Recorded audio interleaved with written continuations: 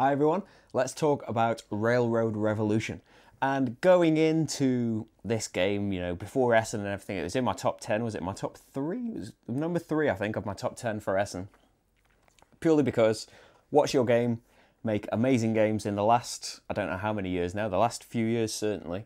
They have made fantastic, Euros on the heavier side of things. And the designers Marco Canetta and Stefania Niccolini made Zhanguo, which I was told I was pronouncing wrong. I can't remember how I was supposed to pronounce it. I do apologise. Is it Shangguo? I can't remember. I do apologise. But anyway, they made that, and that's an amazing game. And now they're here with Railroad Revolution, and I love this game so much.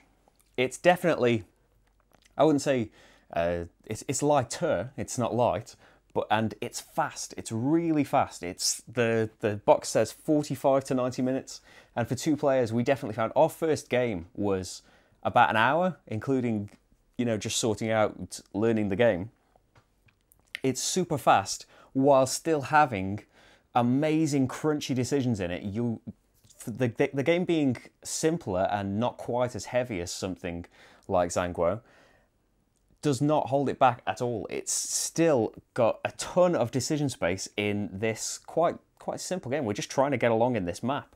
But the beautiful thing that I find in games, I love it in Zhanguo when you're building up your player board to have these cards in so that when you take certain actions, you'll get a ton of bonuses. I love it in Vital Lacerda's games where you do an action, but then it has all of these chain reactions that you have to think about, and they make the decisions of the game so intense because you can end up triggering a ton of things that you set up previously if you've worked everything out properly. That's true in this game as well. There's everything from the order in which you do your actions. You want to line it up so that you have the shares ready because you're about to trigger a deal. So you want a load of shares, and you want to build up those shares because you're about to use an accountant in the Western Union, in the Telegraph Office, so that he's going to give you money for all of these shares that you've built up. And then you're going to trigger a deal somewhere, and you've got all the shares to give up so that you can get this for free and this for free. And then I'm going to promote all of these workers and finish these milestones off. There are so many moments in this game where everything culminates and all of these things go off at once that it doesn't really feel like, in the beginning, maybe in the very beginning, it feels like you're taking smaller steps, but certainly once you've kind of made you've staked your claim on certain things on the board, there are so many things that go off at once, and I just love that about this game. There are there are milestones to help guide you maybe, and there can be some luck of the draw in that you might just draw 3 that are absolutely awful for you, especially maybe later on when you're kind of set in stone towards the end. You're running out of things, so you can't suddenly change tacks. But that's maybe down to you. You should have done the missions earlier so that if ones came out that weren't quite suited to you, you still had a lot of space to breathe and to kind of change course. The deals, I mentioned the deals, they are an amazing thing, and I suspect even more with a game with more players. The fact that me triggering a deal lets me get the best bonus. It lets me take both of them, but then everybody else, we go around in clockwise order, and everybody gets to pick one of these bonuses. And so the shares are another really interesting thing because you want them to be able to earn money from using the accountant when you go to the office. They're an amazing backup for when you just when you think that you can't do an action, you suddenly realize that, oh, I've got this share, I can turn this in and I can just afford this amazing action and make this really brilliant combo go off. But then you need them because you never know when somebody is about to trigger a deal. Well, sometimes it's obvious, but something might just happen where you could do it where you just happen to go into one of these rail spaces, or you happen to just build a telegraph office and trigger one of these deals. You want to have some shares hanging back, even if you're not the person doing it, because you're going to get the opportunity to do one of them. That's a really brilliant thing about it. The performance tracks. So moving up in these is going to kind of guide your strategy as well, because there are huge points on offer for getting up the tracks for the things that you were doing anyway.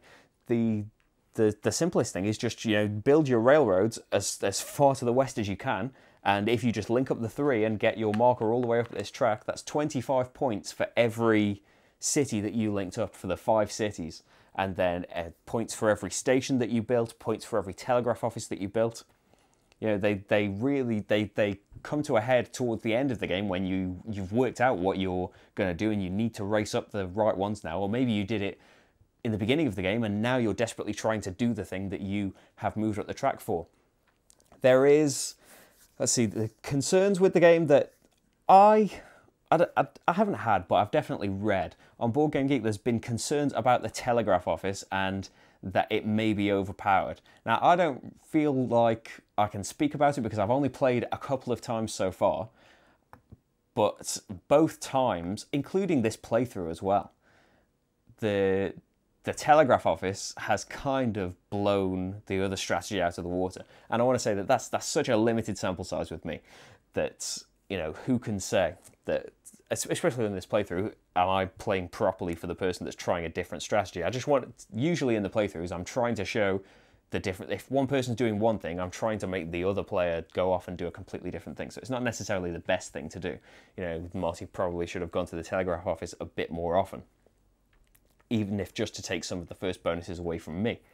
But yeah, that is a concern that's out there, that the telegraph office could be a bit too powerful. A few more concerns that I've heard definitely don't apply to me whatsoever, but I have heard them from the game group that I go to, that there is absolutely no interaction between the players. In that the only kind of thing is the race to who gets to which place first, because then you'll get the first bonuses. But really, every rail space has space for all 4 players, and so everyone can get across the whole map. Everyone can build a station in every city, everyone can build a telegraph office in every section. The only thing that you'll be missing out on is the first player bonus for being the first to get there, but even so, you can use the negotiator on the build a station or build a telegraph office action and get the first player bonus, even if you weren't the first there. So even that really isn't locked out for you. Now for me, that isn't a problem whatsoever. I could not care less about that. That's fantastic that there's, you know, I wouldn't really care if there was blocking and things in it. That's the fact that you just have freedom to decide on your strategy, and someone taking away that first player bonus can still really mess you up. If you don't happen to have a negotiator lying around just ready to do that, and using the negotiator's action to get that first player bonus even though you weren't the first there, is giving up another potential bonus that a different coloured worker, or maybe using the negotiator somewhere else, could have gotten you. So it's not just like you get these bonuses anyway, but someone swooping in and taking a bonus that would let you promote workers right at the end of the game when you desperately needed that to fulfill a 40-point milestone right at the end, it could really still mess you up. So I think there's still some interaction in the game somewhere, but I have definitely heard from people that they felt that that was missing from the game. I don't personally. I think it's fantastic the way it is, and I wouldn't change that about it at all. But it's definitely something that I've heard and I thought I'd mention. So what else is there to say about this game? I don't think there's much. I think I've raved about it for quite a while now. It's definitely, I went in knowing that with hype already in my head because of the What's Your Game games in general and the previous game that this duo had designed. But still, I played the other games that were higher up on my list. I played Oracle of Delphi and loved it, and Feast for Odin and loved it. But when we were getting this out and learning the rules and just playing the game, I just noticed that I was just grinning playing this game. It was just so satisfying doing, every portion of this game was just so satisfying. And, I don't know if that means in the end you'll have to wait until I do a top 10 or something of the year to see if it beats those games.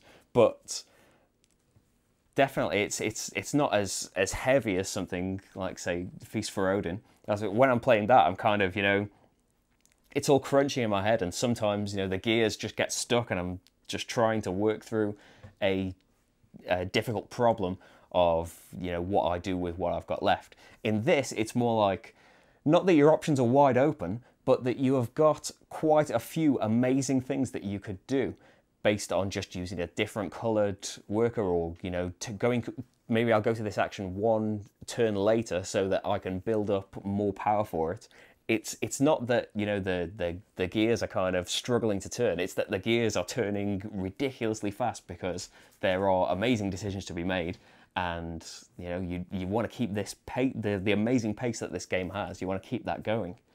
So I think that anything else would just be rambling. I love this game so far. Absolutely love it, and can't wait to play it again. So that is Railroad Revolution. Thank you very much for watching, and I'll see you for the next game. Bye.